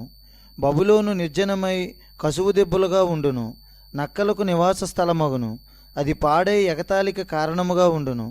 వారు కూడి సింహముల వలె బొబ్బరింతురు, సింహముల పిల్లల వలె గుర్రు పెట్టుదురు. చాలా ఇక్కడ చూడండి 36 వచ్చిన అక్కడ చూడండి అంటున్నాడు దేవుడు, మరలా మాట్లాడుతున్నాడు, ఆలకించుము అని దేవుడు చెప్తున్నాడు అంటున్నాడు. ఇక్కడ ఇజ్రాయెల్ ప్రజలతో దేవుడు మాట్లాడుతున్నాడు, నీ వ్యాజ్యమును నేను జరిగించుదును, నీ నిమిత్తము నేనే పగ తీర్చుకొందును, దాని సముద్రమును నేను ఎండగట్టుదును, దాని ఊటను ఇంకిపోజేయుదును. అక్కడ దేవుడు అంటున్నాడు, ఇజ్రాయెల్ ప్రజలతో మాట్లాడుతున్నాడు, నీ వ్యాజ్యమును నేను జరిగించుదును, నీ వ్యాజ్యాన్ని నేను జరిగిస్తాను, నీ ప్లేస్లో నేనే పగ తీర్చుకుంటాను. రకంగా చెప్పండి ఏంటంటే, నీ కేసుని నేనే వాదిస్తాను, నేనే పగ తీరుస్తాను. నీకు అన్యాయం జరిగిందని నువ్వు నాకు మొరపెడుతున్నావు కదా, నేనేం చేస్తానంటే నీ కేసు నేను టేకప్ చేస్తాను. నువ్వేదైతే నువ్వు విన్నవించుకున్నావో నాకు, దాన్ని నేను వింటాను, విని నీ పక్షాన్ని నేనే వ్యాజ్యమాడతాను. వ్యాజ్యమాడడం మన పక్షాన్ని ఫైట్ చేసి నువ్వు తీర్చుకోవాల్సిన పగను కూడా నేనే యాక్చువల్గా తీరుస్తాను. అలా తీర్పు తీర్చడం ద్వారా దేవుడు యాక్చువల్ న్యాయాన్ని జరిగిస్తున్నట్టు, ఇజ్రాయెల్ ప్రజలకు దేవుడు న్యాయం జరిగిస్తున్నట్టు. ఇప్పుడు ఆలోచించండి, దేవుడు ఎలా పనిచేస్తున్నాడు. ఇక్కడ చూడండి, మనకు బైబిల్లో ఇలా తీర్పు తీసిన సందర్భాలు మనం ఒకసారి ఎలా తీర్పు తీరుస్తున్నాడు ఒకసారి ఆలోచించాలి. దేవుడు ఇక్కడ మనకు అర్థం అవ్వాలి. ఇక్కడ తీర్పు తీర్చిన దేవుడు ఎలా తీర్పు తీరుస్తాను తెలుసు అంటున్నాడు. ఇక్కడ నీ పక్షాన్ని నేను వ్యాజ్యము ఆడతాను, నేను పగ తీరుస్తాను అంటే మన దేవుడు ఎలా ఉంటాడో ఒకసారి ఆలోచించండి. దేవుడు బలహీనులకు అన్యాయం జరిగినప్పుడు దేవుడు యాక్చువల్గా దాన్ని చూస్తూ వదిలేసేటువంటి వాడు కాదు. చూసి ఊరినే ఏదో జరిగిపోయిందిలే అని దేవుడు అలాగా పక్కకి వెళ్ళిపోయి చూసి చూడట్లుగా ఉండేటువంటి వాడు కాదు. దేవుడు ఎలాంటి వాడు అంటే, దేవుడు అంటున్నాడు, నేను యాక్చువల్గా అలా జరిగినప్పుడు నేను కేసు టేకప్ చేస్తున్నాను, నేను నీ పక్షాన్ని నేను వ్యాజ్యమాడతాను అన్నాడు దేవుడు. వ్యాజ్యమాడడం మాత్రమే కాదు, నేను పగ కూడా నేను తీరుస్తాను అంటున్నాడు దేవుడు. ఒకసారి దాని గురించి ఆలోచించాను. అంటే దేవుడు అంటే అర్థం ఏంటంటే, దేవుడు పరలోకంలో కూర్చొని బలహీనుల్ని బలవంతులు అణిచివేస్తున్నప్పుడు దేవుడు చూస్తూ ఊరుకునేటువంటి వాడు కాదు. దేవుడు అంట వ్యాజ్యం ఆడేటువంటి వాడు. అంటే అర్థం ఏంటంటే, ఎక్కడైతే అన్యాయం జరిగిందో అన్యాయం జరిగిన చోటల్లా దేవుడే ఉండి, దేవుడే ఆ బలహీనుల పక్షమున ఎవరికైతే అన్యాయం జరిగిందని దేవుడు అనుకుంటున్నాడో వారి పక్షాన్ని నిలబడ్డం మాత్రమే కాదు, కానీ న్యాయము తీర్చి పగను కూడా దేవుడు తీరుస్తాడట. ఇప్పుడు అందుకనే చూడండి, అంటే అర్థం ఏంటంటే, దేవుడు చరిత్రలో దేవుడు ఎప్పుడు కూడా ఇన్వాల్వ్ అవుతూనే ఉన్నాడని అర్థం. దేవుడు ఎప్పుడో టైం వచ్చినట్టు ఏదో కార్యం ఎప్పుడో చేస్తాడని కాదు. దేవుడు ప్రపంచ దేశాల్లో జరుగుతున్న కార్యముల్లో, లోకంలో జరుగుతున్న కార్యాలలో దేవుడు ఎప్పుడు చాలా యాక్టివ్గా ఇన్వాల్వ్ అయి ఉన్నాడని అర్థం. దేవుడు ఎదుగున్న పైపైన ఎప్పుడుకో ఒకసారి ఏదో ఒక కార్యం చేసేటువంటి వాడు కాదు. ఎప్పుడుకో చాలా చాలా జరిగిన తర్వాత ఎప్పుడుకో ఒక్కసారి దేవుడు వచ్చి సడన్గా ఏదో మళ్ళీ చేసేది మళ్ళీ చాలా కాలం సైలెంట్గా ఉండేటువంటి వాడు కాదు. దేవుడు ఎప్పుడు కూడా ప్రతిదీ గమనిస్తున్నాడు, దేవుడు ప్రతిదీ చూస్తున్నాడు. అన్యాయం జరిగినప్పుడల్లా ఎక్కడెక్కడైతే అన్యాయం జరిగిందో జరిగిన చోటల్లా దేవుడు ఉంటున్నాడట. దేవుడు అక్కడ వ్యాజ్యం ఆడతాడట, దేవుడు పగ తీర్చుతాడు. ఇప్పుడు చూడండి ఆ మాట యాక్చువల్ ఏం చెప్తున్నా అంటే దేవుడు పగ తీరుస్తా అనుకున్నప్పుడు దాని అర్థం ఏంటంటే యాక్చువల్ పగ తీర్చడం నా పని అని కూడా యాక్చువల్గా దేవుడు చెప్తున్నాడు. దాని అర్థం ఏంటంటే యాక్చువల్గా పగ తీర్చే పని మంది కాదని అర్థం. ఒక క్రిస్టియన్గా ఇది కనుక మనం నమ్మితే, ఏది వ్యాజ్యం ఆడేది దేవుడు నీకు అర్థమైనప్పుడు, పగ తీర్చే దేవుడు నీకు అర్థమైనప్పుడు, నీకు అన్యాయం జరిగినప్పుడు నువ్వు పర్సనల్గా తీసుకుని నువ్వు ఫైట్ చేసిన అవసరం యాక్చువల్ నీకు లేదు. కానీ ప్రాబ్లం క్రిస్టియన్స్ గురించి మనం ఏంటంటే అలా చాలా సందర్భాల్లో మనం డిఫెండ్ చేసుకుని అనుకుంటాం. కానీ నిజమైన క్రిస్టియన్ ఏం చేస్తారు యాక్చువల్గా కొంచెం దేవుడు ఎలాంటి వాడు అర్థం చేసుకున్నటువంటి వాడు. దేవుడు నా కార్యం గురించి ఆయన ఆలోచిస్తున్నాడు, నా కార్యాలను ఆయన తెలుసు అనుకున్నటువంటి వాడు యాక్చువల్గా తనకు అన్యాయం జరిగినప్పుడు ఆయన పర్సనల్గా దాన్ని తీసుకుని దాన్ని ఫైట్ చేయడు. ఏమంటే తెలుసా, ఒకవేళ నువ్వు నిజంగా నీకేదో అన్యాయం జరిగిందో నువ్వు ఫైట్ చేసావు అనుకో, నువ్వు చేసుకో పర్లేదు. కానీ నువ్వు ఫైట్ చేసుకుంటే జస్ట్ నీ ఎమోషన్స్ తీరుతాయి, కానీ యాక్చువల్గా నువ్వు పగ తెచ్చుకోవడం నీ వల్ల అవ్వదు.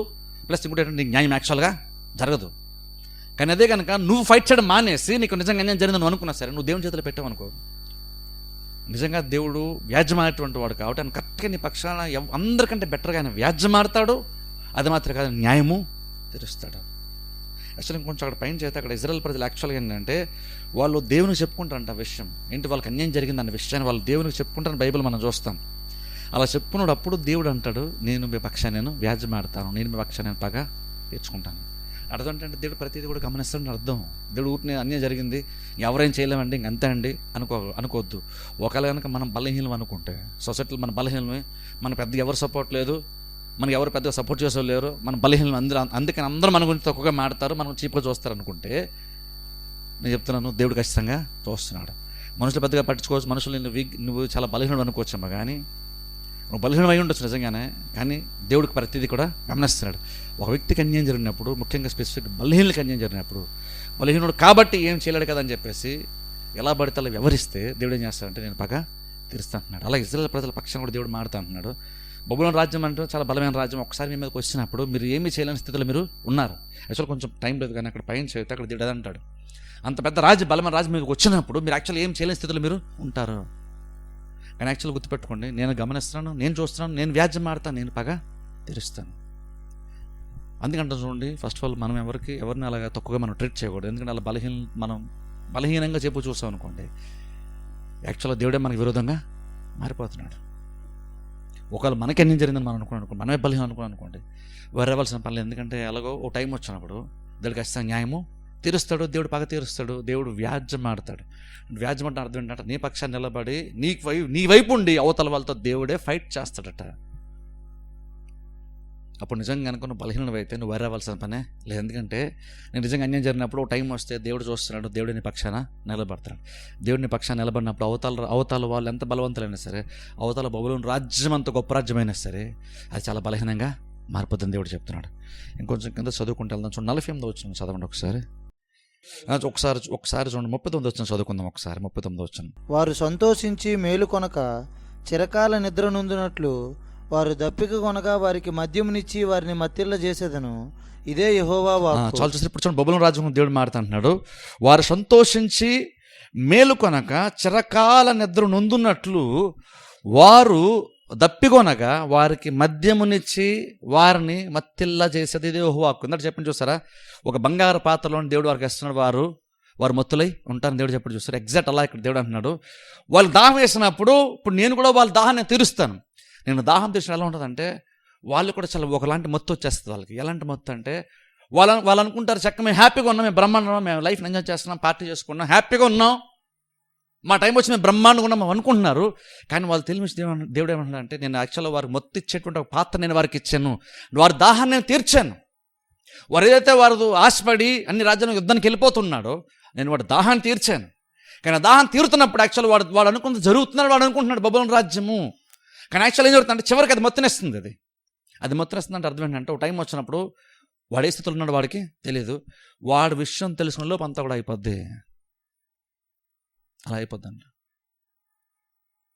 యాక్చువల్గా అంటే హిస్టరీలో కూడా యాక్చువల్గా మనం చూస్తే ఒక ఆయన చెప్పి హిస్టరీలో కూడా యాక్చువల్గా ఏంటంటే రాజుల టైంలో యుద్ధాలు జరిగినప్పుడు కూడా కొన్నిసార్లు ఇలాంటి పద్ధతిని కొన్నిసార్లు శత్రువులు కూడా అమలు పరుస్తారు. యుద్ధంలో గెలవాలనుకున్నప్పుడు ఆ దొంగతనంగా రాజ్యంలో కొంతమంది వచ్చేసి ఆ రాజ్యం సంబంధించిన రాజభవన్లో రాజు ఇలాంటి పార్టీ లాంటివి ఏర్పాటు చేస్తున్నప్పుడు వాళ్ళు బాగా మొత్తుగా ఉండేటువంటి రీతిలో వాళ్ళు కొన్ని కార్యాలు చేసి ఆ డ్రింక్స్ ఏవో కలిపి సంథింగ్ ఏదో చేసి వాళ్ళు బాగా మొత్తులు అయినప్పుడు సడన్గా వెళ్ళి వాళ్ళని పట్టుకుంటారట. ఈవెన్ యాక్చువల్ చెప్పండి, వాళ్ళని పట్టినప్పుడు కూడా వాళ్ళకి యాక్చువల్ ఏం జరిగిందో వాళ్ళకి యాక్చువల్ తెలియదంట. ఎందుకంటే వాళ్ళు ఇంకా మత్తులోనే ఉన్నారు. వాళ్ళ శత్రువు చేతిలో చెక్కబడ్డారు, వాళ్ళ శత్రువులు దొరికిపోయారు, వాళ్ళు బంధింపడిన విషయం కూడా వాళ్ళకి యాక్చువల్ తెలియదంట. అంత మత్తులే ఉంటారు. ఎప్పుడుకో మత్తు పోతే కానీ వాళ్ళకి ఏం జరిగిందో వాళ్ళకి తెలియదు. ఒక రకంగా చెప్పంటే వాళ్ళు యాక్చువల్గా పార్టీ చేసుకుంటుంటున్నారు అనుకుందాం ఒక రకంగా. సో ఈలోపు శత్రువులు ఎవరు మొత్తానికి మత్తు ఇచ్చేటువంటి కార్యాలు ఏవో చేసినప్పుడు అక్కడ వాళ్ళు బాగా అనుకున్న దానికంటే ఎక్కువ మత్తు వాళ్ళకి వచ్చేసినప్పుడు శత్రువు వచ్చి నేను బంధించానని చెప్పి నీ పార్టీ అంతా అయిపోయింది, ఇప్పుడు నీకు బ్యాడ్ టైం స్టార్ట్ అవుతుందని శత్రువు వచ్చి చెప్పే వరకు కూడా వాళ్ళకి యాక్చువల్గా కూడా తెలియదు. అంత మత్తు కలుగుతుందట. అలా దేవుడు అంటున్నాడు, వాళ్ళకి దప్పికేస్తున్నప్పుడు నేను వాళ్ళకి ఒక పాత్ర ఇచ్చాను. ఆ పాత్ర ఇచ్చి వాడు అనుకుంటాడు వాడు దాహం వేసింది, దాహం తీరింది అనుకుంటున్నాడు. కానీ యాక్చువల్గా అది దాహం తీరడం మాత్రమే కాదు, ఆ దాహం తీరగా అది వారికి మత్తును ఇస్తుంది.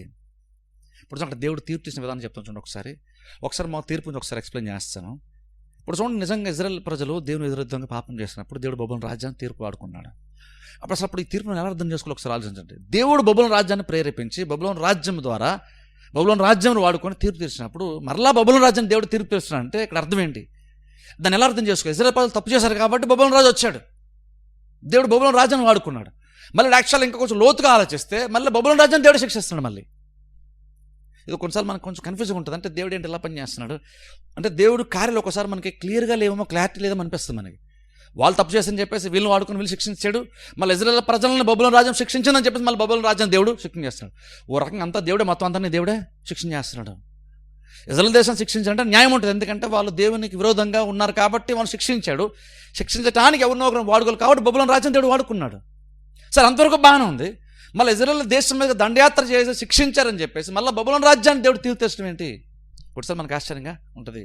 యాక్చువల్గా చెప్పని చూస్తారా, కొన్ని అర్థం కావు. కానీ దేవుడు ఏం చేస్తాడు అందులో తీర్పు తీర్చినప్పటికీ కూడా తీర్పులో కూడా న్యాయము ఉంటుంది. దాన్ని బట్టి చూసినప్పుడు మనం ఎలా అర్థం చేసుకోవాలంటే ఇజ్రాయెల్ ప్రజలు తప్పు చేశారు, పాపం చేశారు కాబట్టినే నెబుకద్నెజర్ రాజు ద్వారా దేవుడు తీర్పు తీర్చాడు. కానీ మనం ఏం మర్చిపోకూడదంటే నెబుకద్నెజర్ రాజు కూడా అలా ఇజ్రాయెల్ రాజ్యం మీదకి లేదా మీల రాజ్యం మీదకి వెళ్తున్నప్పుడు అదేదో పూర్తిగా ఏదో నెబుకద్నెజర్ ఏదో ప్రార్థన చేసి దేవుని అడిగితే దేవుడిని వెళ్ళినట్టు కాదు అక్కడ అర్థం. అలా కాదు, ఏదో దేవుడు ప్రేరేపించాడంటే ప్రభు నేను ఇప్పుడు ఏ రాజ్యం మీద యుద్ధంకి వెళ్ళాలని ఏదో ప్రార్థన చేసి దేవుని అడిగినట్టు దేవుడిని వెళ్ళంటే అప్పుడు నెబుకద్నెజర్ వెళ్ళినట్టు కాదు అక్కడ. దేవుడు యాక్చువల్ నెబుకద్నెజర్ రాజు కూడా ఏంటంటే ఆయనకు కూడా బహుశా ప్రపంచాన్ని జయించాలన్న ఆయన కూడా ఒక స్వార్థపూరితమైనటువంటి ఒక కుట్ర కుతంత్రం, ఒక స్వార్థం, ఆశ ఆయన కూడా బహుశా ఖచ్చితంగా ఉంది. అలా ఉండి ఆ ఆశ ఆయనకు ఉంది, యుద్ధంలో చెయ్యాలి, గెలవాలి, రాజ్యాన్ని విస్తరింప చేసుకోవాలనేటువంటి ఒక ఆలోచన నెబుకద్నెజర్ రాజుకుంది. తనకున్నటువంటి ఆశను దేవుడు యూజ్ చేసుకొని మిగిలినటువంటి దేశాలపైన దేవుడు తీర్పు తీర్చాడు. అందుకనే చివరికి నెబుకద్నెజర్ రాజును కూడా దేవుడు తీర్పు తీరుస్తున్నాడు. ఇందులో నెబుకద్నెజర్ ప్రమేయం ఏమీ లేదని అంతా దేవుడే అనుకున్నాం అనుకోండి. అసలు నెబుకద్నెజర్కి అసలు ఆలోచన కూడా లేదు, అసలు యుద్ధంలోకి వెళ్ళాలన్న ఆలోచన లేదు, అంతా దేవుడే ఆలోచన పెట్టేసాడు అనుకున్నాం అనుకోండి. అప్పుడు చివరికి నెబుకద్నెజర్ కూడా బబులోను రాజ్యాన్ని కూడా దేవుడు తీర్పు తీరుస్తున్నాడు అన్నాం అనుకోండి, అది అన్యాయంగానే ఖచ్చితంగా ఉంటుంది. కానీ దేవుడు అన్యాయస్తుడు కాదు కాబట్టి మనం ఆలోచించినప్పుడు ఏం చెప్పొచ్చు అంటే, ఏం కంక్లూజన్ రావచ్చు అంటే, నెబుకద్నెజర్ రాజు పూర్తిగా దేవుడు ప్రేరేపించాడు కాబట్టి దేవుని ప్రేరేపణతో మాత్రమే పూర్తిగా వెళ్ళిపోయాడని కాదు. నెబుకద్నెజర్ రాజు కూడా ఏదో ఒక చిన్న ఆశో కోరికో ఆలోచన ఏదో ఖచ్చితంగా ఉంది. అలా ఉండి ఆయన వెళ్దామనుకున్నటువంటి ఆలోచన ఉన్నప్పుడు నెబుకద్నెజర్ దేవుడు వాడుకొని ఇజ్రాయెల్ దేశాన్ని తీర్పు తీర్చాడు. కానీ ఈయనకి ఆల్రెడీ ఒక ఆలోచన ఉంది కాబట్టి, ఇజ్రాయెల్ దేశం యుద్ధానికి వెళ్ళిన ఆలోచన ఉంది కాబట్టి దాన్ని బట్టి వెళ్ళాడు. కాబట్టి ఇప్పుడు నెబుకద్నెజర్ రాజుని బబులోను రాజ్యాన్ని కూడా దేవుడు తీర్పు తీరుస్తున్నాడు. అలా దేవుడు ఇజ్రాయెల్ దేశం శిక్షించడానికి నెబుకద్నెజర్ బబులోను రాజ్యాన్ని వాడుకున్నాడు. ఆ రాజ్యానికి వెళ్ళాలంటే ఒక స్వార్థపూరితమైనటువంటి ఒక ఆలోచన నెబుకద్నెజర్ రాజుకుంది కాబట్టి, బబులోను రాజ్యముకు ఉంది కాబట్టి, వారికి ఉన్నటువంటి ఆలోచన బట్టి ఇప్పుడు బబులోను రాజ్యాన్ని కూడా దేవుడు శిక్షిస్తున్నాడు ఇక్కడ. అంతే అక్కడ మనకి ఆ మాటలు మనం అక్కడ చూస్తున్నాం. సో దేవుడు అంటున్నాడు అక్కడ, అందుకని వారికి దాహం వేసిందంటే అర్థం ఏంటి? వీళ్ళు కూడా ఏంటంటే ఏదో యుద్ధంలోకి వెళ్ళాలి, విజయం సంపాదించుకోవాలి, అక్కడ ఉన్న కూడా తెచ్చుకోవాలి అని ఏదో ఒక ఆలోచన, ఒక దాహం ఉందానికి, యుద్ధం చేయాలంటే ఒక ఆశ, దాహం ఉందానికి. ఇప్పుడు దేవుడు అన్నాడు, నీకు దాహం ఉంది కదా, నేను దాహాన్ని తీరుస్తాను. ఆయన తీరుస్తా అంటున్నాడు. ప్రాసెస్లో నీకే మొత్తుకలుగుతుంది, చివరి నువ్వే కూడా యుద్ధంలో ఓడిపోయే స్థితిలో నువ్వు వస్తావు అని నువ్వు వెళ్ళాలని నువ్వు ఆశపడుతున్నావు కదా. సరే నువ్వు వెళ్ళు, ఆ తర్వాత ఎలాగ నీకు జరుగుతుంది దేవుడు చెప్తున్నాడు. ఇంకొంచెం కింద చదువుకుందాం. ఆ తర్వాత 56వ వచనం చదవండి దయచేసి. 56వ వచనం చదువుకుందాం, 56 నుంచి. బబులోను మీదకి పాడు చేయువాడు వచ్చుచున్నాడు, దాని బలాఢ్యులు పట్టబడి ఉన్నారు, వారి విండ్లు విరిగిపోయినవి. యెహోవా ప్రతీకారం చేయు దేవుడు గనుక నిశ్చయముగా ఆయన క్రియకు ప్రతిక్రియ చేయును. దాని అధిపతులను, జ్ఞానులను, అధికారులను, సంస్థానాధిపతులను, బలాఢ్యులను మత్తిల్ల చేసేదను. వారు చిరకాల నిద్ర నుండి మేలుకొనకపోదురు. ఇదే రాజు వాక్కు. సైన్యములకు అధిపతి యెహోవా అని ఆయనకు పేరు. చాలా ఇక్కడ చూడండి, దేవుడు అంటున్నాడు చూడండి, ఇక్కడ కొత్తగా మాడితే 50 వచ్చి అంటున్నాడు, ఇదే రాజు వాక్, ఇది యెహోవా వాక్ అంటలేదు, ఇదే రాజు వాక్కు అంటూ, ఆ రాజు ఎవరంటే సైన్యముల అధిపతి యెహోవా అని ఆయనకు పేరు. ఆయన ఏం చేస్తున్నాడు చూడండి, అక్కడ 56 వచనం మనం చూస్తే, 4 మనం చూస్తే, యెహోవా ప్రతీకారము చేయు దేవుడు గనుక నిశ్చయముగా ఆయన క్రియకు ప్రతిక్రియ చేయను. క్రియకు ప్రతిక్రియ అంటే దాన్ని తీర్పు అంటాం. బబులోను రాజు ఒకటి చేశాడు, ఒక కార్యం చేత తలపెట్టాడు, ఇజ్రాయెల్ దేశాన్ని హింసించాలనుకున్నాడు, దాన్ని దోచుకున్నాడు. ఇప్పుడు ఇజ్రాయెల్ బబులోను రాజు ఏదైతే క్రియ చేశాడో దానికి ప్రతిక్రియగానే ఇప్పుడు దేవుడు బబులోను రాజ్యాన్ని కూడా మొత్తును దేవుడు కలిగిస్తాడని ఇక్కడ దేవుడు చెప్తూ, ఇదే ఈ రాజు యొక్క వాక్ అని దేవుడు మాట్లాడుతుంటున్నాడు. అలా కింద మనం 58 వచనం చదివితే అగ్నిచేత కాల్చేయబడుతుంది, ఎవరు నివసింపై యోగ్యంగా ఉండదని దేవుడు మాట్లాడుతున్నాడు. చూడండి ఇప్పుడు 59 వచనం చూద్దాం. చూడండి, తీర్పు అయిపోయిన తర్వాత ఇక్కడ దేవుడు మిగిలిన చెప్తాడు. 59 వచనం, సిద్కియా ఏలుబడి యందు 4వ సంవత్సరమున శేరాయా దండు భోజన సామగ్రికి అధికారి అయ్యుండి సిద్కియాతో కూడా బబులోనుకు వెళ్ళినప్పుడు నేరియా కుమారుడును మహసేయా మనవడునైన ఆ సేరియాకు ఇర్మియా ఆజ్ఞాపించిన మాట. షెరేయాకు ఇర్మియా ఆజ్ఞాపించిన మాట చదవండి. ఇర్మియా బబులోను మీదకి వచ్చు అపాయములన్నింటినీ అనగా బబులోనును గూర్చి వ్రాయబడిన ఈ మాటలన్నింటినీ గ్రంథంలో వ్రాసెను. కాగా ఇర్మియా శేరాయాతో ఇట్లనెను, నీవు బబులోనునకు వచ్చినప్పుడు ఈ మాటలన్నింటినీ చదివి వినిపించవలెను. చాలా ఇక్కడ చూడండి, ఇక్కడ మనం చూడండి 59 వచ్చిన విషయం మారిపోద్ది. ఇక్కడ 58 వచ్చిన వరకు తీర్పు గురించి మనం చూస్తున్నాం. 59 వచ్చేసరికి ఇక్కడ లాస్ట్లో చివరిలో ఇక్కడ ఏం చూస్తున్నాం అంటే, ఇక్కడ షెరాయా అనేటువంటి వ్యక్తిని ఇక్కడ చూస్తున్నాం. చూడండి 59 వచ్చిన 4 నెలలు మనం చూస్తే, షెరాయా అంటే వ్యక్తితో ఇర్మియా మాట చెప్పాడంట. ఏం చెప్పండి, ఇప్పుడు ఏదైతే నేను ప్రవచిస్తూ వచ్చానో బబులోను రాజ్యం గురించి, ఇవన్నీ కూడా నువ్వు రిటర్న్గా రాసి ఉంచు అని చెప్తున్నాడు ఇర్మియా. అని చెప్పు ఎందుకు రాసి ఉంచాడు, ఏం చేయాలి, రాసినటువంటి పత్రాలను ఏం చేయాలంటే ఇర్మియా చెప్పాడు. షెరయాకి ఏం చెప్పాడంటే, నువ్వు బబులోను రాజ్యంలో ఒక టైం వచ్చినప్పుడు చెరగా నువ్వు వెళ్ళిపోతావు కదా, నువ్వు బబులోను రాజ్యంలో చెరగా వెళ్ళిపోయినప్పుడు నువ్వు ఈ పని చేయాలని చెప్తున్నాడు. అంటే అర్థం ఏంటంటే, ఇజ్రాయేల్ ప్రజలు ఇంకొనో బబులోను రాజ్యానికి చెరగా వెళ్ళక మునుపే ఇర్మియా ఇవన్నీ కూడా రాయించడని అర్థం. అంటే చూడండి ఎంత అడ్వాన్స్డ్గా దేవుడు ఇర్మియా ద్వారా బబులోను రాజ్యంలో కూడా తీర్పులోనికి వస్తాన విషయం ఎంత ముందుగా చెప్పాడు చూడండి. అందుకంటే యాక్చువల్ ఎవరు కూడా బబులోను రాజ్యం ఇలా మారుతుందంటే ఎవరు కూడా బహుశా నమ్మరు. ఎందుకంటే ఇక్కడ షెరయాకి ఇర్మియా చెప్తున్నాడు, ఇదంతా రాసిన తర్వాత నువ్వు వెళ్ళి అక్కడికి వెళ్ళినప్పుడు ఏం చేయాలి, అక్కడంతా నువ్వు చదవాలని దేవుడు అక్కడ ఇర్మియా చెప్తున్నాడు. ఇర్మియాకి దేవుడు ఆజ్ఞ ఇచ్చాడు, ఇదంతా నువ్వు రాసావు కదా, రాసి నువ్వు జాగ్రత్త భద్రపరుచుకొని నువ్వు అక్కడికి వెళ్ళినప్పుడు చూడండి 61 వచనం చదువుతాను చూడండి. షెరయాతో ఇర్మియా ఇట్లా అన్నాడు అంటే ఏమని, నీ బబులోను నాకు వచ్చినప్పుడు ఈ మాటలన్నీ చదివి వినిపింపవలెను. 62 వచనం, ఇలాగున నీవు ప్రకటింపవలను. ఏమని ప్రకటించాలంటే, యెహోవా మనుష్యులైనను జంతువులైనను మరి ఏదైనాను ఈ స్థలం మందు నివసింపక పోవుదరనియు అది నిత్యము పాడుగా నుండుననియు దానిని గూర్చి నీవు సెలవిచ్చితివి. ఈ గ్రంథమును చదివి చాలించిన తరువాత నీవు దానికి రాయి కట్టి యూఫ్రటీసు నదిలో దాన్ని వేసి, నేను దాని మీదకి రప్పింపబోచున్న అపాయముల చేత బబులోను మరలా పైకి రాలేక అలాగే మునిగిపోవును, దాని జనులు అలసియుందురు అను మాటలు నువ్వు ప్రకటింపవలెను. ఇర్మియా యొద్దకు మాటలు ఇంతటితో ముగిసాను. ఇక్కడ గమనించండి, చివరిలో మాట మనం చూస్తాం చూడండి, ఇక్కడ ఆశ్చర్యం, ఇక్కడ కంక్లూజన్లో మాట ఉంది. ఇక్కడ ఇదంతా రాయించిన తర్వాత ఇర్మియా ప్రవచించాడు, దేవుడు ఇర్మియా వేరే వ్యక్తి ద్వారా రాయించాడు ఇవన్నీ. ఇప్పుడు లాస్ట్లో అంటే అంతా అయిపోయింది. ఎందుకంటే ఇంతమంది వరకు ఏంటంటే ఇజ్రాయెల్ దేశం మీదకి బబులోను రాజ్యం రాబోతుందని, ఆ తర్వాత బబులోను రాజ్యం వేరే రాజ్యం యుద్ధానికి వెళ్తే అంతా చెప్పేశాడు. లాస్ట్లో క్రియలన్నిటికీ ప్రతి క్రియ రావాలి కాబట్టి ఇప్పుడు బబులోను రాజ్యాన్ని కూడా దేవుడు తీరుస్తున్నాడు. ఆ తీర్పు గురించి రాయించిన తర్వాత ఇంక అంతా అయిపోయింది. ఇప్పుడు చర్య అయిపోయింది, ప్రతి చర్య కూడా అయిపోయింది, అంతా అయిపోయింది. ఇప్పుడు ఏం చేయాలంటే దీన్ని రాసి పత్రాన్ని భద్రంగా ఉంచు. నువ్వు బబులోను రాజ్యానికి వెళ్ళిన తర్వాత నువ్వు ఏం చేస్తావు అంటే, యూఫ్రటీస్ నది దగ్గరికి వెళ్ళిన తర్వాత నువ్వు దీన్ని అంతా చదువు. బబులోను రాజ్యంలో అంటే ఇది చదవాలంటే గట్టిగా ఒకసారి ఆలోచించు దాని గురించి. ఈ రాజ్యము పాడైపోద్ది, ఈ రాజ్యం మీద కూడా తీర్పు వస్తుంది, ఈ రాజ్యంలో ఎవరు నివసించలేరు, మొత్తం పాడైపోద్ది అన్న విషయాన్ని చెప్పడానికి బహిరంగంగా గట్టిగా చదవాలంట. శరీర వ్యక్తి చదవాలంటది. ఎక్కడ పక్క రాజ్యంలో ఉండు కాదు, ఈ రాజ్యంలో ఉంటూ ఈ రాజ్యం ఇలా పాడైపోద్దని చదవాలంట. అలా అక్కడితో అవ్వలేదు. చదివిన తర్వాత మళ్ళీ అంట ఆ పత్రం నన్ను చుట్టి దాని అంటే కట్టేసి ఓ రాయితో కట్టేసి యూఫ్రటీస్ నదిలో దాన్ని పడేయాలంట. దాన్ని పడవేస్తూ కూడా ఏం చెప్పాలంటే, ఇప్పుడు ఈ పత్రిక ఎలాగైతే ఈ నదిలో పడి అది మునిగిపోయి కిందకి వెళ్ళి ఎప్పటికీ అది పైకి రాక కోలుకోక తేలక అది ఎలాగైతే ఉండిపోతుందో, అది ఇంకెవరూ చూడలేని స్థితిలో ఎలా అయితే వెళ్ళిపోతుందో, అలాగే బబులోను రాజ్యం కూడా మారిపోద్దని నువ్వు చెప్పాలి అన్నాడు ఇర్మియా. ఇది ఇర్మియా ద్వారా దేవుడు ఇచ్చినటువంటి మాటలంట. అంటే చూడు, ఒకసారి ఆలోచించండి ఎంతగా ఈ కార్యము బబులోను రాజ్యం మీద తీర్పు వస్తే ఒకసారి ఆలోచించండి ఎంతగా వస్తుంది అంటే, దేవుడు అంటున్నాడు అక్కడ నీటిలో ఆ పత్రిక మునిగిపోయినప్పుడు అది మరలా బయటకు అది తేలుతుంది, పైకి రాదు, ఎవరికి అది కనబడదు. అంత భయంకరంగా అంటే బబులోను రాజ్యం మీద తీర్పు రాబోతుందంట. ఇంకెవరో కూడా ఆ రాజ్యాన్ని చూడలేనంత స్థితిలోనికి బబులోను రాజ్యము వెళ్ళిపోద్దంట. ఇప్పుడు యాక్చువల్గా బబులోను రాజ్యం మీద తీర్పు మనం చూసుకుంటే, యాక్చువల్గా ప్రకటన గ్రంథంలో కూడా బబులోను రాజ్యము గురించినటువంటి తీర్పు కూడా అక్కడ కూడా ప్రకటన గ్రంథంలో కూడా ఉంటుంది. అంటే ఓ రకంగా ఆలోచిస్తే ఏమనిపిస్తుంది అంటే, దేవుడు ఏదైతే తీర్పు చేయడం మాట్లాడాడో అక్కడితో అయిపోయింది కాదు. బహుశా అనుకుంటే ఎంతలాగా ఇది ఆ మునిగిపోయి ఇంకెవరికి కనబడినంతలాగా తీర్పు అంటే బహుశా అంటే అల్టిమేట్గా చివరిలో అంత్య దినాల్లో కూడా బహుశా అది కొంతవరకు జరిగే అవకాశం ఉందేమో అనిపిస్తుంది. అంతలాగా దేవుడు బబులోను రాజ్యం మీద తీర్పు తీరుస్తున్నాడంట.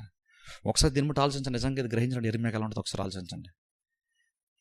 ఎందుకంటే ఇర్మియా చాలా ప్రవచిస్తూ వచ్చాడు, ఎలా ఇజ్రాయెల్ దేశం తీర్పు వస్తుంది, ఎలా నాశనం అయిపోద్ది, ఎలా బబులోను రాజు వీరిపైన జయాన్ని పొందుతాడు, వీళ్ళు ఎలా చెరగా తీసుకుని వెళ్ళిపోతాడు, అవన్నీ ప్రకటించాడు. తర్వాత బబులోను రాజ్యం కూడా వేరే రాజ్యం తీర్పుకి వెళ్తుందని చెప్పేసి దేవుడు చెప్తున్నాడు. అన్ని రాజ్యాలు బబులోను రాజ్యం కిందకు వచ్చేస్తాయి, బబులోను రాజ్యమే పై రాజ్యం ఉంటుంది, అన్ని రాజ్యాలు ఓడిపోతాయి బబులోను రాజు యొక్క చేతిలో. కానీ లాస్ట్లో దేవుడు చివరి రాజ్యం బబులోను రాజ్యం మీద తీర్పు తీర్చుని మాట్లాడుతున్నప్పుడు అంటున్నాడు, పగ తీర్చుడు నా పని అంటే మాడుతూ క్రియకు ప్రతిక్రియ, అది దేవుడు చేసేటువంటి కార్యం. అలాంటి తీర్పు బబులోను రాజ్యం మీద కూడా నేను తీర్పు తీరుస్తాను దేవుడు చెప్తున్నాడు. అలా చెప్తే చివరికి బబులోను రాజ్యం కూడా ఎప్పటికీ కోలుకోలేనంత దెబ్బ దానికి కూడా తగులుతుంది. దేవుడు ఎంత కన్ఫామ్గా ఇది జరుగుతుందని దేవుడు ధైర్యంగా ఇర్మియాకే చెప్పాడు. ఇర్మియా అంత ధైర్యంగా సరే చెప్పాడు అంటే, అది అక్కడికి వెళ్ళినప్పుడు నువ్వు దీన్ని ఖచ్చితంగా చెప్పు. ఎంత కాన్ఫిడెన్స్ ఉండాలి ఇర్మియాకి ఒకసారి ఆలోచించండి దీని గురించి. ఎప్పుడో జరగబోయేటువంటి దాని నుంచి అంత ముందుగానే ప్రకటించాడు, కానీ దేవుడు చెప్పాడు కాబట్టి కన్ఫామ్గా జరుగుతున్న నమ్మకం ఇర్మియాకి ఉంది. అందుకనే ఇంకా ఏది జరగకమునిపి అంటున్నాడు, చాలా టైం పడుతుంది యాక్చువల్ జరగడానికి, కానీ ఇంకా అంటున్నాడు ఇది ఖచ్చితంగా జరిగే తీరుతుంది. ఒక టైం వచ్చిన బబులోను రాజ్యం కూడా నాశనం అయిపోద్ది, ఎవరు నివసించలేని స్థితిలోనికి వెళ్ళిపోద్ది. కారణం ఏంటంటే దేవుడే వాడుకున్నాడు బబులోను రాజ్యాన్ని, కానీ ఒక టైం వచ్చిన బబులోను రాజ్యంలో కూడా ప్రాబ్లమ్స్ ఉన్నాయి కాబట్టి బబులోను రాజ్యం మీద కూడా నేను తీర్పు తీరుస్తున్నాను. ఇది ఇంకా భయంకరంగా ఉంటుంది. మిగిలిన రాజ్యం మీద తీర్పు వచ్చింది వేరు, బబులోను రాజ్యాన్ని వాడుకొని తీర్పు తీర్చింది వేరు. ఇప్పుడు బబులోను రాజ్యం మీద తీర్పు వస్తుంది చూసారా, ఇది ఇంకా భయంకరంగా ఉంటుంది. అన్ని రాజ్యాల కంటే ఎక్కువ దెబ్బతినేది ఈ రాజ్యమే, బబులోను రాజ్యమే. ఎందుకంటే అంత ఎక్కువ తీర్పు ఎందుకు అంటే, ఖచ్చితంగా బబులోను రాజ్యంలో ఏవో ప్రాబ్లమ్స్ దేవుడు కనుగొన్నాడు కాబట్టి దీని మీద ఇంకా అత్యధిక తీర్పు దేవుడు ఇస్తున్నాడు. దీని మీద అర్థం విషయం ఏంటంటే, దేవుడు యాక్చువల్గా చరిత్రలో చాలా యాక్టివ్గా పనిచేసేటువంటి వాడు. మనం ఏమనుకుంటాం కొన్నిసార్లు, లేదు ఇదేం పనిచేయదు, దేవుడు ఏదో ఎప్పుడో ఒకసారి పనిచేస్తాడు, పెద్దగా దేవుడు ఏం పట్టించుకోవడం అనుకుంటాం.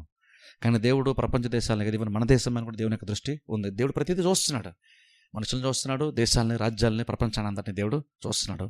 టైం వచ్చినప్పుడు ప్రతి రాజ్యం పైన దేవుడు తీర్పు ఖచ్చితంగా తెరుస్తాడు, న్యాయ తీర్పు ఖచ్చితంగా దేవుడు చేస్తాడు. ఎందుకంటే దేవుడు యాక్టివ్గా పనిచేసేవాడు, చరిత్రని నడిపించేదే దేవుడు. మన దేవుడు ఎలాంటి వాడో మనం తెలుసుకోవాలి. మన దేవుడు ఊరిని క్యాజువల్గా ప్రతిదీ జరిగిపోతున్న ప్రతి ఊరిని పట్టించుకోకుండా చూసుకుంటూ ఉండేటువంటి వాడు కాదు. జరిగే ప్రతి కార్యం దేవుడు రికార్డ్ చేస్తున్నాడు, దాని తగ్గ తీర్పు ఖచ్చితంగా దేవుడు తీర్పు తీరుస్తాడు. దేవుడు చేసిన ప్రతి దాంట్లో న్యాయము ఉంటుంది, ఎందుకంటే ఆయన న్యాయాధిపతి కాబట్టి ఆయన చేసిన ప్రతి కార్యంలో న్యాయ తీర్పు ఖచ్చితంగా ఉంటుంది. ప్రార్థన చేస్తాను, అందరూ తల వంచి కళ్ళు మూసుకొని నేనే చిన్న ప్రార్థన చేస్తాను. మమ్మల్ని మిక్కిలిగా ప్రేమిస్తున్న మా పరమ తండ్రి, పరిశుద్ధ దేవ, మీకు వందనాలు స్తోత్రాలు చెల్లిస్తున్నాం. రాత్రికాల సమయంలో ప్రభావ మీరు ఇచ్చిన మాటలను బట్టి మీకు వందనాలు తండ్రి. చాలా కాలం నుండి ప్రభావ ఇర్మియా గ్రంథాన్ని ప్రభావ మేము చూసుకోవడానికి ప్రభావ అనేకమైన విషయాలు ప్రభా, నువ్వు ప్రభా గతంలో ప్రభా చరిత్రను ఎలా పనిచేసావో, ఎలా ప్రభు నువ్వు దాని ప్రకారం ప్రతి కార్యం నెరవేర్చబడిందో ప్రభా ప్రస్తుతం చూస్తాడు మేము తండ్రి తెలుసుకొని, మీ యొక్క ప్రత్యేకతను ప్రభు, మీ యొక్క గొప్పతనాన్ని, మీ యొక్క జ్ఞానమును, మీ యొక్క బలమును, మీ యొక్క ప్రజ్ఞను ప్రభా మరొకసారి తండ్రి మేము జ్ఞాపకం చేసుకోవడం మీరు ఇచ్చిన మాటలను బట్టి మీకు వందనములు స్తోత్రాలు చెల్లిస్తున్నాం. ప్రభా నువ్వు తండ్రి మమ్మల్ని విడిచిపెట్టేసేటువంటి దేవుడు కాదని ప్రభా మేము గ్రహిస్తున్నాం. ప్రభా నువ్వు కార్యములను చూస్తూ ఉన్నావు, ఎవరితో అలా వ్యవహరిస్తున్నావు, ప్రతిదాన్ని చూస్తున్నావు. నువ్వు న్యాయం జరిగించేటువంటి దేవుడుగా ప్రభా సింహాసనం మీద కూర్చున్న విషయాన్ని ప్రభా మేము గ్రహిస్తున్నాం. అందుని బట్టి ప్రభా మీకు వందనములు స్తోత్రాలు చెల్లిస్తున్నాం. అలాగనే ప్రభా నిజముగా ప్రభా నీవే నిజమైన దేవుడు అని ప్రభా నీవు మాకు స్వాస్థ్యముగా ఉన్నావనే విషయాన్ని ప్రభా ఆ గ్రహంతో మేము బ్రతడానికి మాకు సహాయం చేయమని ప్రార్థిస్తున్నాం. నిజమైనటువంటి దేవుని తెలుసుకుంటా ప్రభా గొప్ప భాగ్యము, అది ఎంత గొప్ప భాగ్యము ప్రభా. నిజంగా మేము గ్రహించేటువంటి జ్ఞానాన్ని ప్రభా మనస్సును మీరు మాకు దయచేయమని ప్రార్థిస్తున్నాం. ఈ లోకంలో ప్రభా నిన్ను పోలినటువంటిది ఎవరు లేరు, నిన్ను పోలినటువంటిది ప్రభు నీతో సమానమైనటువంటిది కార్యం ఏది ప్రభా లేదు తండ్రి. అంత అత్యంత విలువైనటువంటి వాడు అని ప్రభు మేము గ్రహించి నిన్ను కలిగి ఉన్నట్టే గొప్ప భాగ్యమని గ్రహింపుతో ప్రభు ఈ లోకల్ బ్రతలను మాకు సహాయం చేయండి. క్రైస్తవులుగా ప్రభు జీవించటే గొప్ప ఆధిక్యత అని ప్రభు, ఏ మాకు గొప్ప స్వాస్థ్యమని మా భాగమని ప్రభు మేము గ్రహించి మీ యొక్క విలువను తెలుసుకుని ప్రభు మేము ఎంత ధన్యులమో ప్రభు గ్రహిస్తూ లోకల బ్రతికేటువంటి కృపను మీరు మాకు దయచేయమని ప్రార్థిస్తున్నాం. మేము క్రైస్తవులు ఉంటా ఎంత గొప్ప భాగ్యం అవుతుంది, దాన్ని అప్రిషియేట్ చేసేటువంటి స్థితిలో మేము బ్రతకడానికి మాకు సహాయం చేయమని ప్రార్థిస్తున్నాం. నిజమేంటంటే దేవుని తెలిసినటువంటి కృపను ప్రభు మీరు మాకు దయచేశారు. ఆ దేవుని ప్రభు దినదినము తెలుసుకోవడానికి, ఆయన యొక్క గుణగణాలను అర్థం చేసుకోవడానికి ప్రభా మీరు మీకు ఇస్తున్నట్టు ఒక జ్ఞానాన్ని బట్టి కూడా మీకు వందనములు స్తోత్రాలు చెల్లిస్తాం. నిత్యం తని మిమ్మల్ని సేవిస్తూ ప్రభా, మిమ్మల్ని గణపరుస్తూ ప్రభా, మీ బలిష్టమైన చేతి కింద దేన మనసు కలిగి బ్రతికేటువంటి కృపను మీరు మాకు దయచేయమని ప్రార్థిస్తున్నాం. మీరు ఇచ్చిన మాటలను బట్టి మీకు వందనాలు. అలా వచ్చిన ప్రతి బిడ్డ కూడా ప్రార్థిస్తున్న బిడ్డలందరినీ మీరు దీవించండి, ఆశీర్వదించండి. ఎవరు ఈ అవసరాలు దక్కలతో ప్రభు వచ్చినారో వారందరూ ప్రార్థిస్తున్నారు. వారి అవసరాలు దక్కల ప్రభావ మీరే తీర్చమని ప్రార్థిస్తున్నాం. వారి పక్షాన నుండి మీరు వ్యాజ్యమాడి న్యాయాన్ని జరిగించమని ప్రార్థిస్తున్నాం ప్రభా. వచ్చిన ప్రతి బిడ్డని మీరు దీవించి ఆస్వాదించండి. వెలుచుండగా మార్గమంతలో మీరు తోడుగా నడిపించమని యేసుక్రీస్తు నామమున ప్రార్థిస్తున్నామా పరమ తండ్రి, ఆమేన్.